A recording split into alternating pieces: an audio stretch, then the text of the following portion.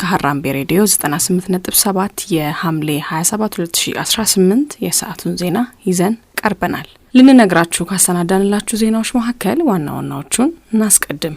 በኢትዮጵያ የህገ ወጥ ገንዘብ ዝውውርና የዋጋ ንረት አሳሳቢ ደረጃ ላይ ስለመድረሱ፣ በትግራይ ዩኒቨርሲቲዎች ላይ ያሉ ተማሪዎችና መምህራን የዝውውር ጥያቄ ስለማቅረባቸው፣ ሀገራዊ ምክክር ጉባኤው በተያዘለት የጊዜ ሰሌዳ መሰረት እየተከናወነ አይደለም ስለመባሉ፣ የኢትዮጵያ አየር መንገድ በሀገር ውስጥ የማታ በረራዎች ሊጀምር ስለመሆኑ ከሀገር ቤት፣ ዚምባብዌ ጥሬ ማዕድናትን ወደ ውጭ መላክ ልታቆም ስለመሆኗ ከአፍሪቃ፣ ትራምፕ በኢራን ላይ የታቀደውን ጥቃት ለጊዜው ማቆማቸውን ስለማስታወቃቸው ከዓለም አቀፍ።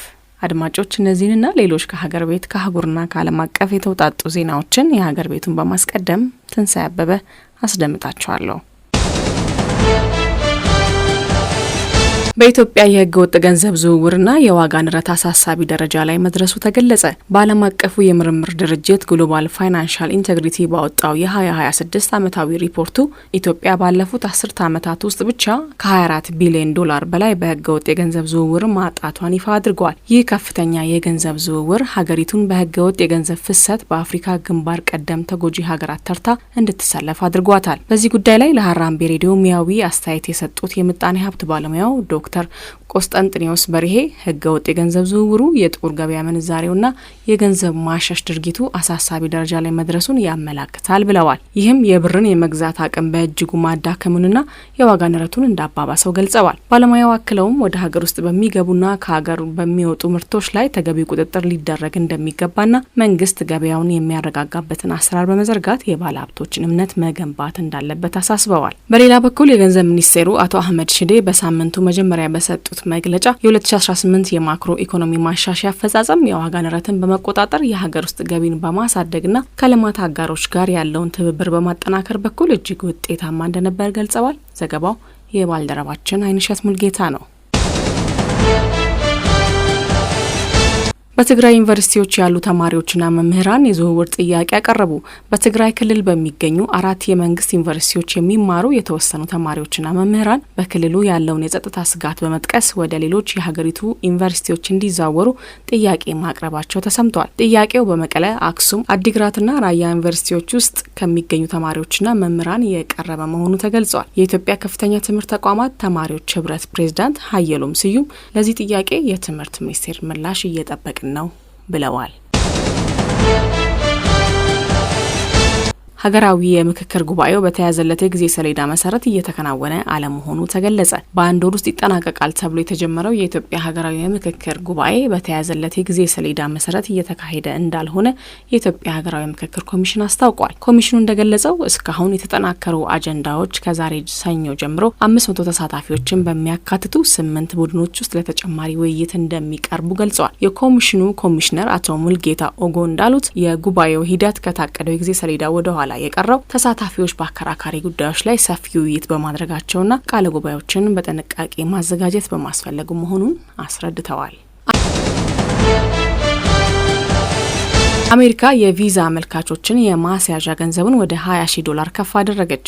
የአሜሪካ የውጭ ጉዳይ ሚኒስቴር ኢትዮጵያውያንን ጨምሮ ከበርካታ የአፍሪካ ሀገራት ለሚመጡ የቱሪስትና የቢዝነስ ቪዛ ተጓዦች የሚጠየቀውን የማስያዣ ገንዘብ ከ$15,000 ወደ $20,000 ከፍ ማድረጉን አስታውቋል። በተሻሻለው የቪዛ ፕሮግራም መሰረት አዲሱ የማስያዣ መጠን ከዛሬ ጀምሮ በቋሚነት ተግባራዊ እንደሚሆንም ተገልጿል። ቀደም ሲል በሙከራ ፕሮግራም ወቅት የአሜሪካ ቆንጽላ ኃላፊዎች እንዳመልካቹ ሁኔታ የማስያዣ ገንዘቡን እስከ $5,000 ድረስ ዝቅ የማድረግ ስልጣን እንደነበራቸው ይታወሳል።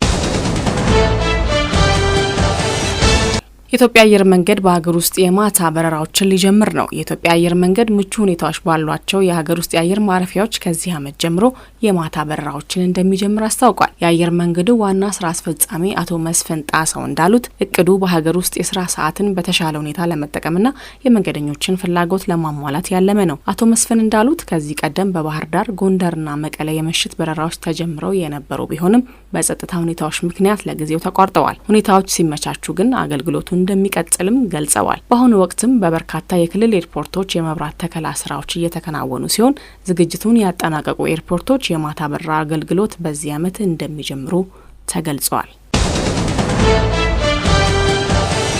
የአፍሪካ የውጭ ንግድ እድገት አበረታች መሆኑ ተገለጸ። የዓለም ንግድ ድርጅትና የተባበሩት መንግስታት የንግድና ልማት ተቋማት ባወጡት የቅርብ ሪፖርት በመካከለኛው ምስራቅ ያለው ግጭት ቢቀጥልም የአፍሪካ የውጭ ንግድ እድገት መቀጠሉን ገልጸዋል። ሪፖርቱ እንደሚያመለክተው የኮካዋና የነዳጅ ወጪ ንግድ ቢቀንስም የወርቅ፣ የመዳብ፣ የከበሩ ማዕድናትና የጥሬ ማዕድናት ወጪ በመጨመሩ የአፍሪካ የውጭ ንግድ በእሴት 14 በመቶ አድጓል። ይህም ከኤስያ ቀጥሎ በዓለም ሁለተኛው ከፍተኛ እድገት መሆኑ ተገልጿል። በተጨማሪም የአፍሪካ የገቢ ንግድ በ15 በመቶ ማደጉን ሪፖርቱ ጠቁሞ ከ2023 ጀምሮ የተመዘገበው 25 በመቶ የገቢ ንግድ እድገት በዓለም ከፍተኛ መሆኑን አስገንዝቧል። ዚምባብዌ ጥሬ ማዕድናትን ወደ ውጭ መላክ ልታቆም ነው። የዚምባብዌ ፕሬዝዳንት ኤመርሰን ምናንጋጓ ሀገራቸው ጥሬ ማዕድናትን ወደ ውጭ መላክን በማስቆም በሀገር ውስጥ እሴት የሚጨምር ኢንዱስትሪ ለማጠናከር እንደምትሰራ አስታወቁ። ፕሬዝዳንቱ ከ2027 ጥር ጀምሮ ወደ ውጭ የሚላከው የተቀነባበረ ሊቲኒየም ሰልፌት ብቻ እንደሚሆን ገልጸው ይህ እርምጃ የሀገሪቱን ኢኮኖሚ ጥቅም ለማሳደግና ተጨማሪ እሴት የሚፈጥሩ ኢንዱስትሪዎችን ለማበረታታት የታለመ መሆኑን አስረድተዋል። ትራምፕ በኢራን ላይ የታቀደውን ጥቃት ለጊዜው ማቆማቸውን አስታወቁ።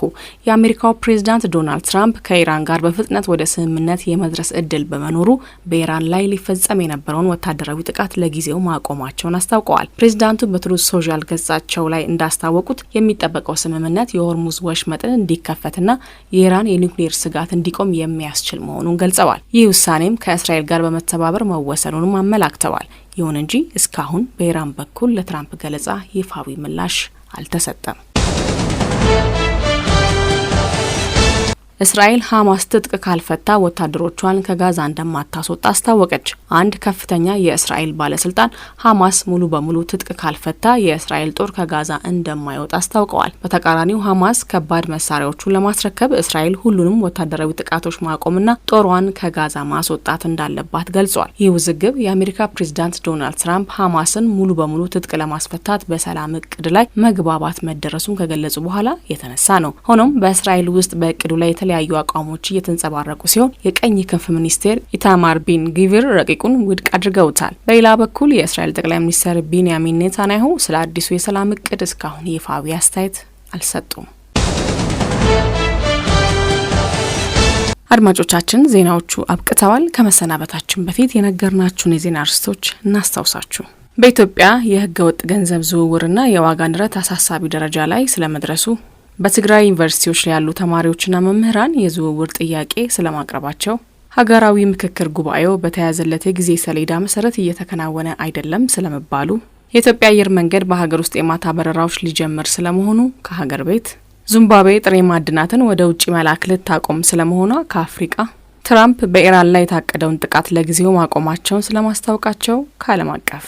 አድማጮቻችን ለሰዓቱ ያዝናቸው ዜናዎች እነዚህን ይመስሉ ነበረ። ከዜናዎቹ ጋር ትንሳኤ አበበ ነበርኩ። ከቀሪ አራምቢ ሬዲዮ ዝግጅቶች ጋር መልካም ጊዜ ሆነላችሁ።